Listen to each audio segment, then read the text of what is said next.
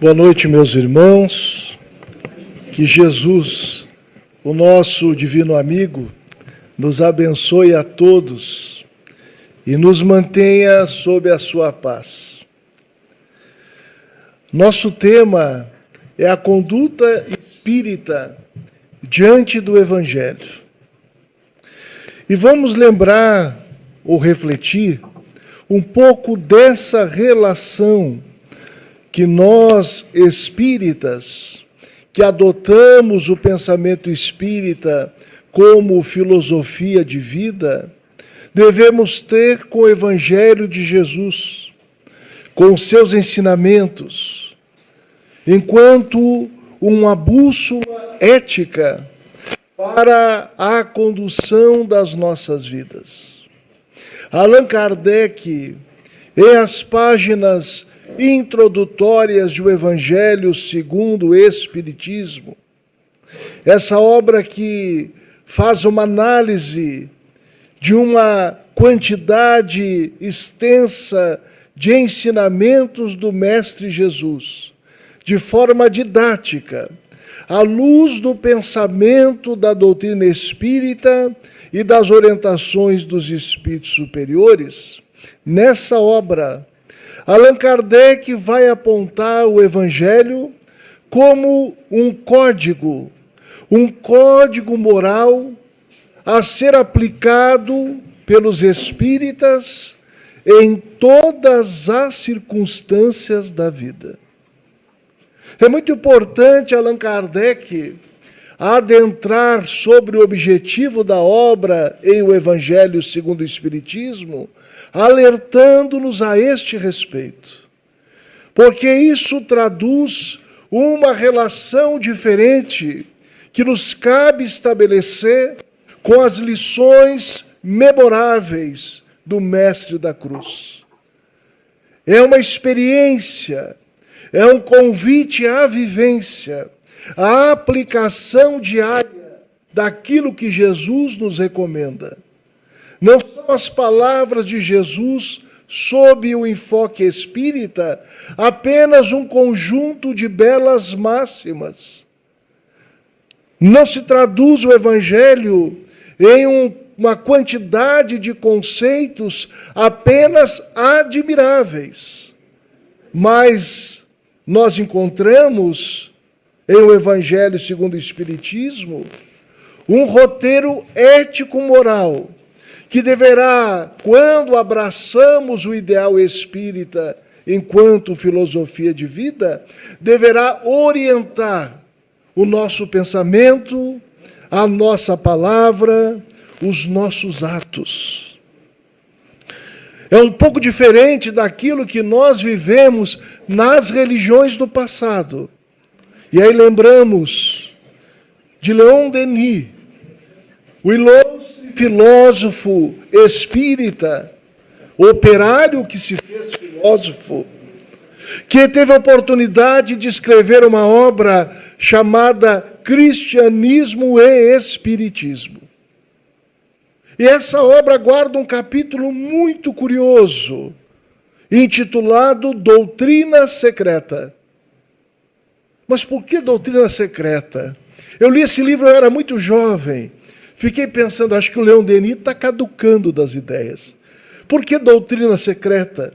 Se o Evangelho está à disposição de toda a humanidade.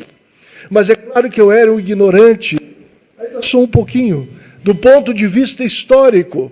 E fui perceber na obra de Leon Denis.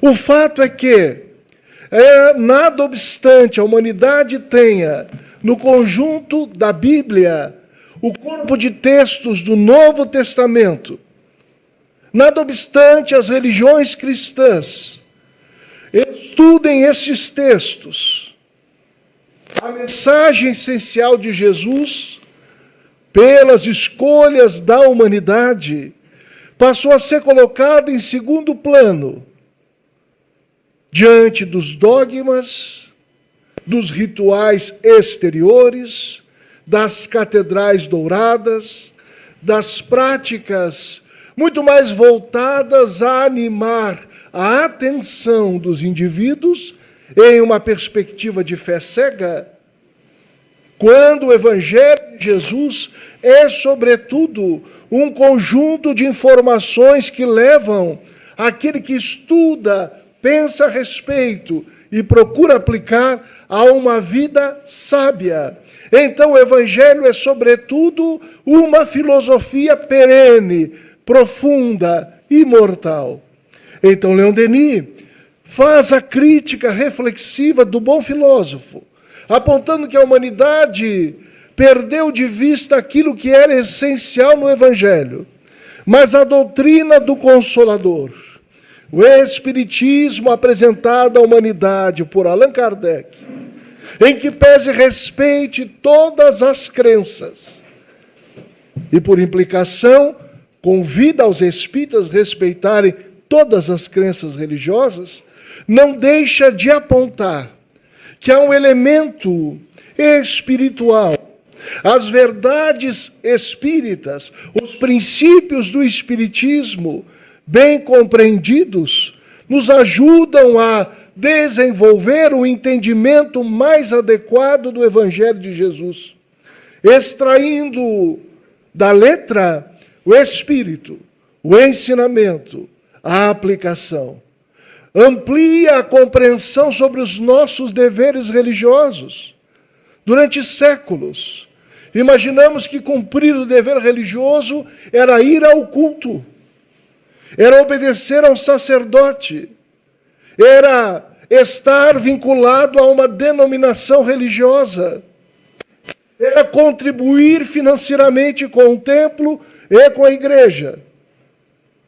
Ao longo do desenvolvimento das ideias no campo do pensamento filosófico, quando a sociedade passa a questionar a infantilidade da fé cega, o Espiritismo se apresenta como uma alternativa filosófica, religiosa, de bases científicas, que sugere à criatura que não somente creia, mas que aprenda a pensar em termos de fé, que faça o uso da fé raciocinada. Daí Allan Kardec a apresentarem o Evangelho segundo o Espiritismo a ideia de que não há fé inabalável, senão aquela que pode encarar a razão face a face em todas as épocas da humanidade. Quer dizer, a fé forte como uma rocha é aquela que não se desvia do exame da razão, da pesquisa, da dúvida filosófica, porque ela procura atender às exigências da inteligência humana, acrescentaríamos, e também as necessidades do nosso coração aturdido. De forma que razão e emoção caminham juntas nessa jornada de entendimento do Evangelho de Jesus à luz do Espiritismo. Tão importante para nós outros, espíritos em evolução, o Evangelho, quanto é o ar para a vida do nosso corpo. O nosso norte, a nossa bússola é o Evangelho de Jesus. Vamos ver o que diz Allan Kardec. Na questão 625 de O Livro dos Espíritos. Como a minha memória já não é mais grande coisa, nunca foi muita coisa, eu vou pedir licença para ler um trechinho. Qual o tipo, pergunta Allan Kardec, qual o tipo que Deus já ofereceu ao homem para servir-lhe de guia e modelo? A gente já sabe de cor a resposta, né? Jesus. Mas vale a pena não pular o comentário que Allan Kardec faz. Vejamos o que diz o mestre. Para o homem, Jesus representa o tipo de perfeição moral, guarde essa palavra, perfeição moral, que a humanidade pode aspirar na Terra. Aspirar que é?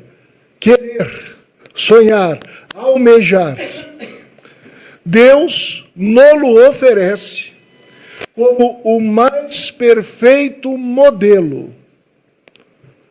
Mais perfeito modelo.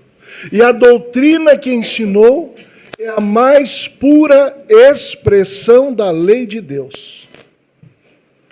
Porque sendo Jesus o ser mais puro que já apareceu na terra, o Espírito Divino o animava.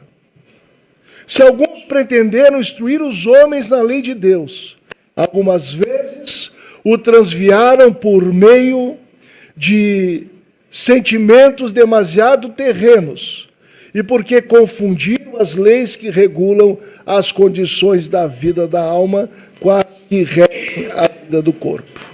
Muitos deles apresentaram como leis divinas o que eram simples leis humanas, criadas para servir às paixões e para dominar os homens. Vamos até na primeira parte do comentário de Kardec. Jesus, tipo de perfeição moral que se pode aspirar na Terra. É a nossa referência. Perfeição moral, porque ele era dotado de todas as virtudes que somos capazes de conhecer. É bom lembrar que quando falamos de Jesus, não estamos falando de qualquer espírito. Estamos falando de um espírito puro que viveu entre nós e que, segundo o próprio Leon Denis, em um livro Cristianismo e Espiritismo, assim como o espírito Hahnemann, pai da homeopatia, em uma das páginas da Revista Espírita de Allan Kardec, e o próprio Emmanuel, pela psicografia de Chico Xavier, eles o definem como governador espiritual do nosso planeta, ou do nosso orbe. Vamos usar a palavra planeta que a gente está mais familiarizado. Então, Jesus é um espírito que, antes da gente habitar por aqui, já estava organizando esse núcleo, essa escola abençoada que nós chamamos de Terra. É o espírito das mais condições elevadas que nós somos capazes, ou fomos capazes de conviver. E ele se encarna na Terra sem necessidade de expiação alguma, mas se reembosca nos fluidos grosseiros da vida material para que nós aprendêssemos o caminho da evolução pelo sacrifício, pela renúncia, pelo amor, e aprendêssemos a lei de Deus através de suas palavras e exemplos. É um amor sem igual, o que Jesus devotou e devota por todos nós. Já pensou não precisar aguentar a gente, Mabel, e está aqui com a gente? Né? Se nos dão a opção, olha, vai ter um café lá em casa, vai o fulano e o ciclano, você quer ir? E a gente pensa assim, não sei se eu vou. Não sei como é que está a minha bateria social, a minha paciência. Tá, eu vou. Se a gente não falar de política, eu vou. Não é assim? A gente estabelece condições.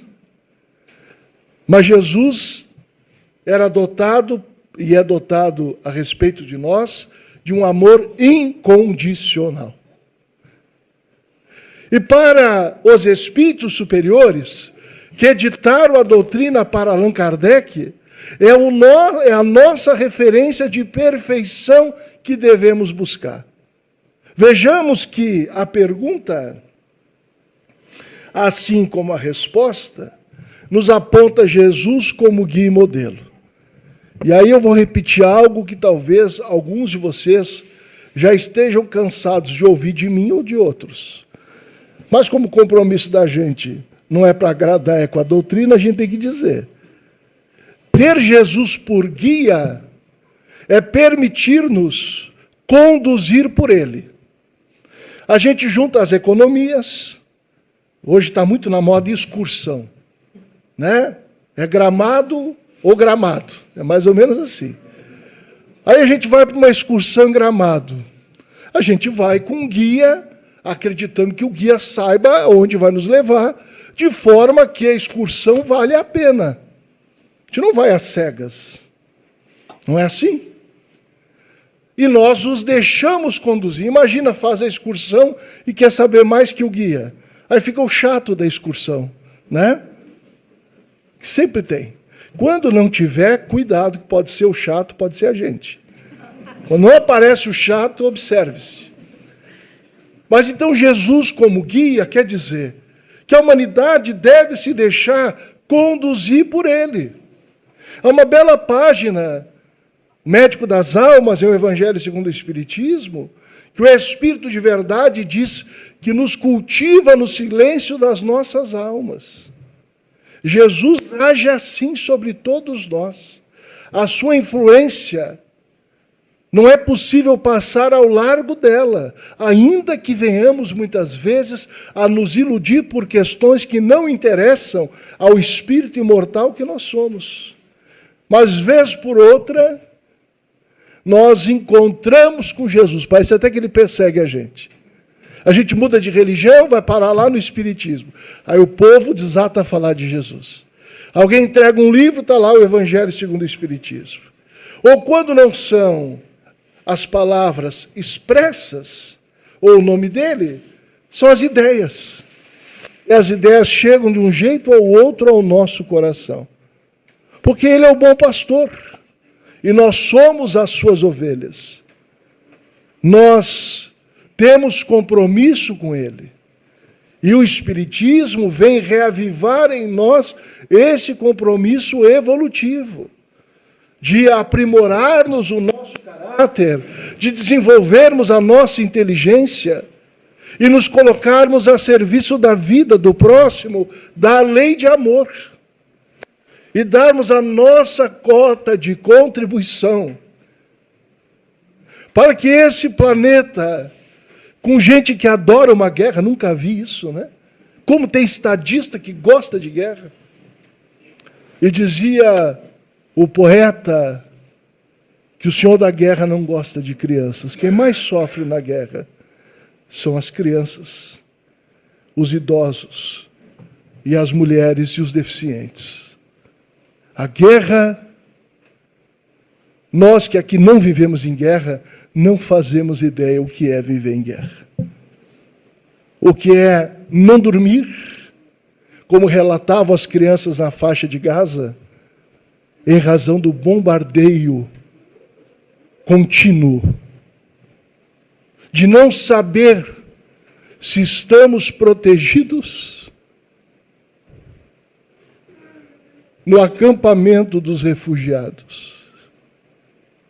A gente não sabe o que é viver em beligerância. Por isso que a gente bota tanta bobagem na internet. Por isso que a gente lida com guerra como se fosse jogo de futebol. Por isso que a gente fala sem pensar. Porque se soubéssemos, nós teríamos compaixão. Formaríamos grupos de oração e vibração. E não lidaríamos com os conflitos que se apresentam à nossa frente, como se fosse um campeonato infantil de futebol. Mas então ter Jesus por guia é permitir com que a sua proposta norteie os nossos passos na terra.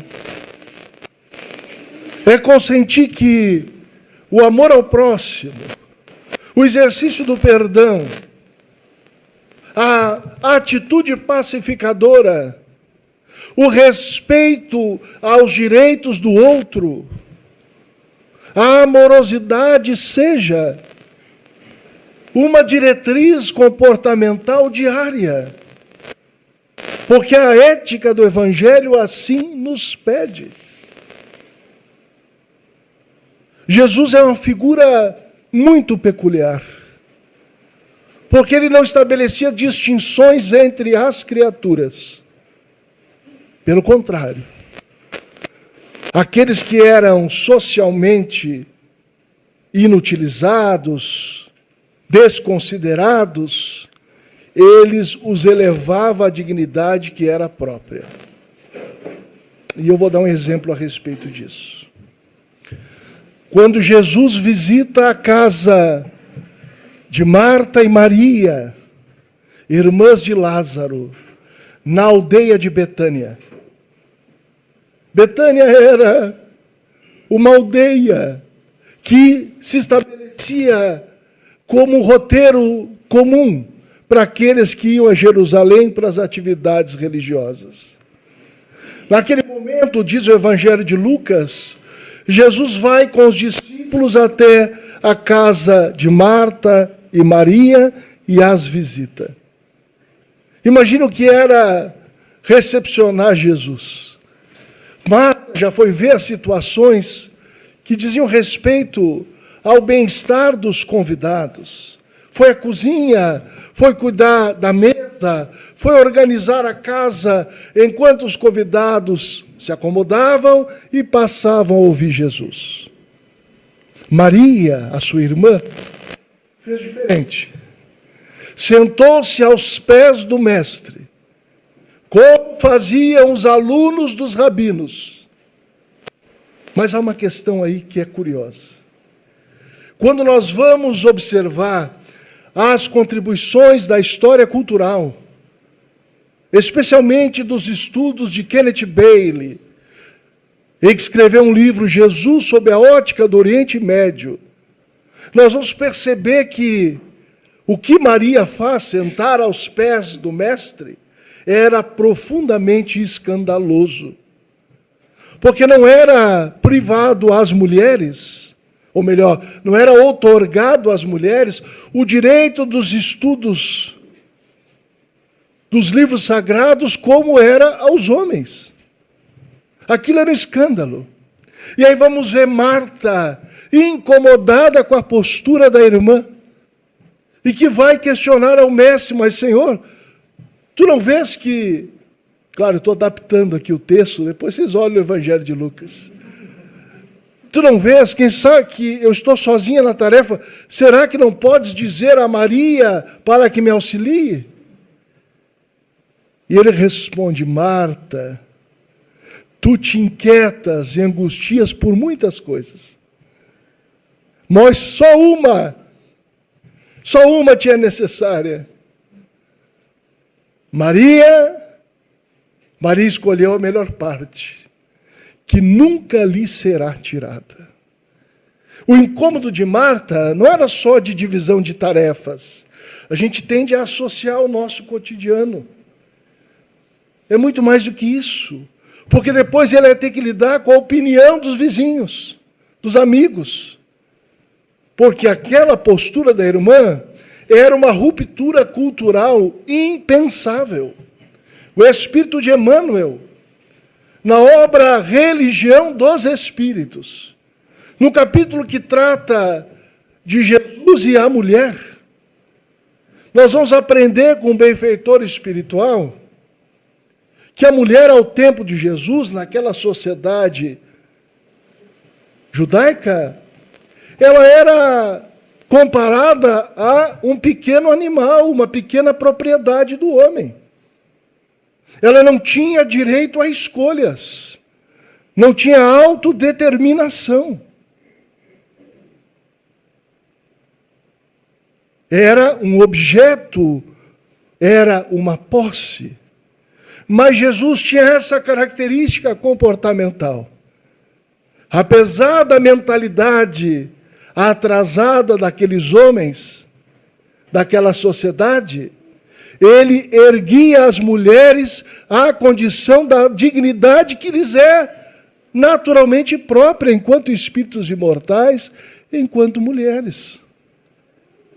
Por isso que ele tinha entre o colégio apostólico, ou dos discípulos, mulheres, como Maria de Magdala, como a sua mãe, e tantas outras, como Maria, irmã de Marta e Lázaro, naquela cidade que um dia, depois de desencarnado, ele vai ascender aos páramos espirituais à vista de uma multidão, no que se chamou, nas tradições religiosas, de ascensão do Senhor. Marta e Maria. Nessa perspectiva, nós podemos pensar qual é a nossa relação com o Evangelho. Se Jesus é o nosso guia, nós devemos deixar que Ele nos conduza. Se Ele é nosso modelo, precisa ser a nossa referência em tudo quanto vivemos. Seja numa discussão simples no trânsito, seja diante de uma doença, com um familiar complicado, com um vizinho, usando uma expressão popular, xarope, que sempre tem esses instrumentos de evolução da gente. O vizinho xarope é um instrumento de evolução. É aquela pessoa com gosto musical duvidoso. Mas é interessante que toda pessoa com gosto musical duvidoso adora socializar o seu gosto. Já notaram isso? Vai à praia para ver. E não adianta, se não deixar o carro ir para a praia, ele arruma um jeito de levar uma caixa de som desse tamanho que gera o apocalipse. Porque não adianta, o gosto musical duvidoso normalmente adora de ser socializado. E a gente tem que conviver, pacificar. O que Jesus faria no meu lugar? Pensemos nisso. Alguém nos bate o carro no trânsito. A gente que é espírita vai ficar desequilibrado? Ou é a gente que vai ter bom senso? Vai ter calma, equilíbrio? Sabe lá a luta que o outro enfrenta? Sabe lá que caminhos insondáveis da vida reúne famílias que não se conhecem num drama desses. Sob o enfoque espiritual, o que estamos vivendo? A gente não sabe. Então alguém tem que manter calma, senão a gente perde a oportunidade. Eu me lembro de um amigo nosso muito querido, o seu Manuel Balaguês, pai do Ascêncio Balaguês. E nós visitávamos, com um grupo de irmãos de outras sociedades espíritas, a casa penitenciária aqui da região. Vejam que isso faz quase uns 30 anos. Eu não tinha cabelo branco, então faz muito tempo. E eu ia acompanhando, porque eu sempre fui assim. Tinha trabalho espírita, me dava oportunidade, eu me metia. Metido mesmo. Às vezes o pessoal ficava até bravo comigo. Mas que guri metido, eu me metia mesmo. Porque eu não reencarnei para passear. E aí fui acompanhar os companheiros para aprender. Porque assim a gente precisa misturar as diversas gerações na atividade espírita. Os mais jovens aprender com os mais experientes. E à época eu queria conhecer o trabalho. E o seu Balaguês, como era um senhor de muita idade, comovia os irmãos encarcerados. Só da presença dele, a educação dele, era membro do Centro Espírita João Batista, na Cidade Nova. Mas só da presença dele o pessoal se comovia. E a gente, por óbvio, se comovia também. Mas um dia, a gente sentiu que alguma dificuldade havia surgido. E nos esqueceram numa galeria que habitualmente nós não íamos. E eu confesso para vocês que eu fiquei um pouquinho ansioso. Porque começou a chegar um povo que a gente não conhecia, que não conhecia a gente, e nada de abrir o espaço para a gente ir para onde acontecia a reunião de estudos do Evangelho segundo o Espiritismo. Aí eu fui ficando nervoso, e disse, seu Manuel, está acontecendo alguma coisa aqui. Porque esqueceram da gente. E ele sorriu, vendo a minha estupidez, né, e impaciência. Disse assim, meu filho, agradece a Deus. Porque você está pagando a conta, a dívida, em dose homeopática. Alguns aqui estão pagando em 40 anos de solidão agrupados. E você está pagando em alguns minutos, toda vez que aqui vem. eu me reduzi à minha natural insignificância. Vejamos como a gente não se apercebe. Às vezes surge um drama, um assalto, uma coisa terrível na família da gente. Outro dia recebi uma notícia de uma amiga que teve o filho assassinado. Ainda nem falei com ela. E fiquei pensando, meu Deus, quais são as tramas da vida? Que pessoas ordeiras acabam se envolvendo em situações inusitadas.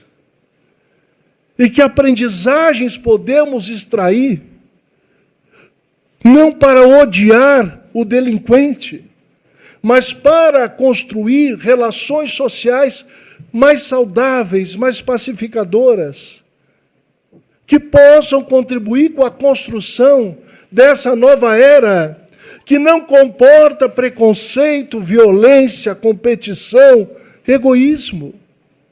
Em um mundo regenerado, por exemplo, não compete a presença de preconceitos,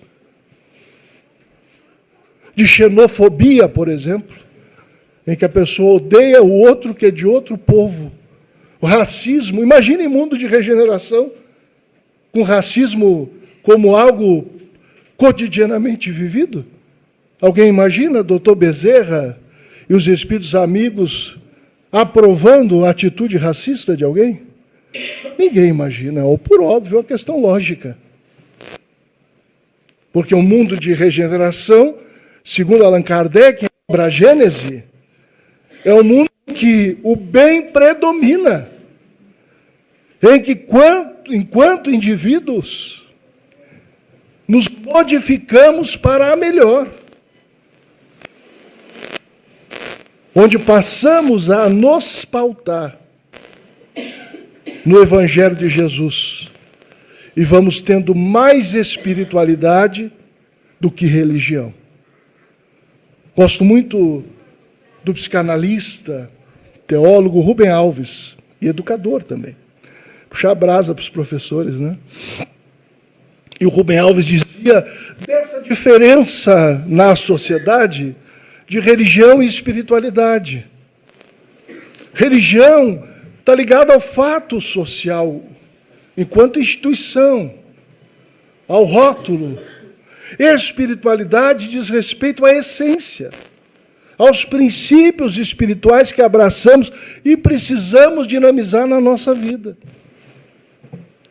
E se a gente ficar na religião espírita e não procurar a espiritualidade do espiritismo que nos direciona ao Evangelho de Jesus, corremos o risco de ter perdido uma oportunidade reencarnatória.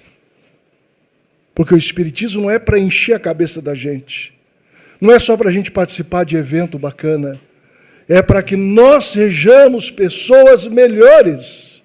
Para quem? Para os nossos filhos, para os nossos vizinhos, para a nossa comunidade, para nós mesmos, superando as cotas expressivas de egoísmo que ainda predominam em nossa natureza moral. Trabalhando para que o orgulho seja domesticado e vistamos as sandálias simbólicas da humildade, aprendendo a colaborar com a construção de um mundo novo, sob uma ética do amor, da justiça e da verdade. Marta representa, na dialética da nossa evolução espiritual, essas nossas inquietações do dia a dia. Essa forma com que a gente pauta muito mais questões de ordem externa, às vezes mais preocupados com a aparência do que com a essência, com a formalidade do que com a realidade. Aprendendo uma cultura religiosa, mas descuidados, assim, por desatenção apenas, de uma espiritualidade mais profunda, em que a caridade se expressa em nossos pensamentos, palavras e atos. Mas nós não somos só Marta, somos um pouco Maria também. temos, assim, lapsos de lucidez. Temos vontade de deixar com que o amor domine o nosso coração. Já estamos fartos dos jogos de aparência de uma sociedade do espetáculo tão mediatizada que a gente já não respira mais sem rede social. A gente acorda, vai para a rede social. Dorme, desconfio que procura a rede social no umbral também. E aí a gente quer saber como é que os outros vivem.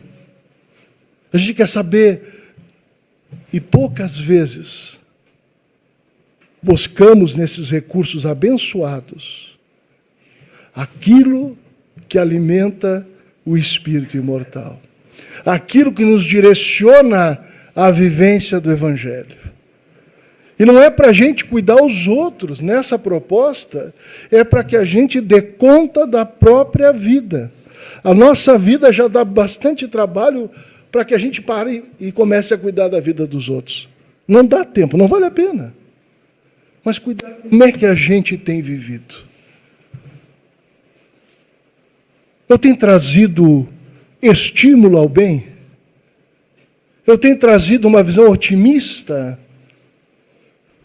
Ou sou daqueles que reclamam até ficar obsediado, que nem o obsessor aguenta mais a gente?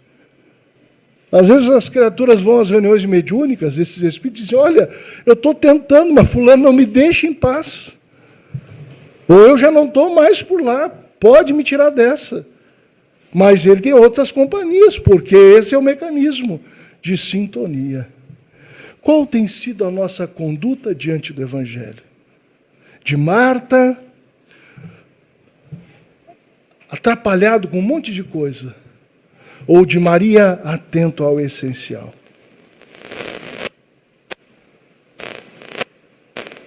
Qual tem sido a nossa escolha diária? Isso, é claro, cada um pode responder à própria consciência. É responsabilidade individual. Mas nós precisamos sair um pouco do frenesi espetacular que muitas religiões têm adentrado no momento que estamos vivendo, com templos que mais parecem espaços de rave, e com religiosos agitados, e que às vezes nós espíritas caminhamos por aí também. Eu lembro numa oportunidade, acompanhando num evento Raul Teixeira, como eu sou um pouquinho largo, vocês devem notar, porque quando a gente casa expande o perispírito, de vez em quando me escalava para ficar de segurança. Aí a pessoa queria entregar um livro para ele, e não queria esperar a fila. Já viram espírita que não gosta de fila? Tem. Aí a pessoa jogava o livro para ele autografar, braba com a gente, que a gente estava atrapalhando. Vejamos. Vivemos situações de ter que cercar o Divaldo, porque a turma quase quebrava o irmão, porque queria abraçar, apertar. E ouvi uma vez de uma irmã que visitava periodicamente Chico Xavier, que haviam pessoas que roubavam fio de cabelo do Chico, botão de camiseta, para levar um souvenir, Vejamos a exaltação de uma fé não raciocinada. Existe uma ética, uma estética, uma política e uma filosofia em todos os arraiais religiosos. Nós os respeitamos, mas o Espiritismo tem muito claro: a sua ética é a ética do Evangelho de Jesus. Com simplicidade, responsabilidade, cultivo interior das verdades imortais e a caridade como regra de conduta. Então, quando nós trazemos, sob a inspiração dos amigos espirituais, essas comparações, não é para criticar A, B ou C, é para que a gente entenda que estamos em um caminho que não é o melhor que os outros, mas é um caminho diferente. É um caminho que busca o Evangelho na sua essência e que nos pede o cultivo das lições de Jesus no próprio coração. para nós não nos perdermos em jogos de aparência e trabalharmos a educação de nós mesmos, enquanto espíritos imortais que somos.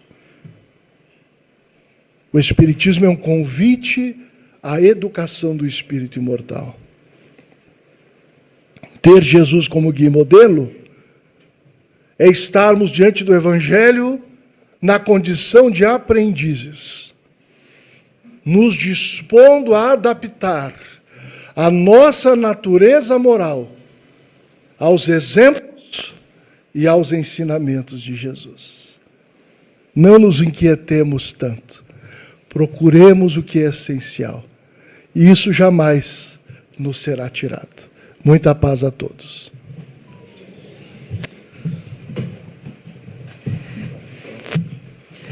Muito obrigada, Vinícius. Nossa gratidão às palavras do nosso irmão, que certamente nos faz refletir, né, o quanto nós somos confiantes nesse guia. Então, é com esta gratidão que vamos encerrando esse primeiro momento, onde a nossa prece diz o seguinte: agradecimento profundo. Senhor, não me sinto bem se te agradeço de boca para fora, de coração alijado. Por isso venho te agradecer de verdade, por inteiro, com o coração, mente, alma, unidos numa única vontade. Agradeço-te o dom da vida no corpo e no espírito, e o poder de estar aqui, falar, ouvir, pensar, ter emoções. Também agradeço pelas coisas que me servem e me envolvem, pelas condições que desfruto, pelos problemas e dificuldades. Esse agradecimento, Senhor, ainda é pouco diante de muito que de ti recebo. Obrigada, Senhor, muito obrigada. Que assim seja.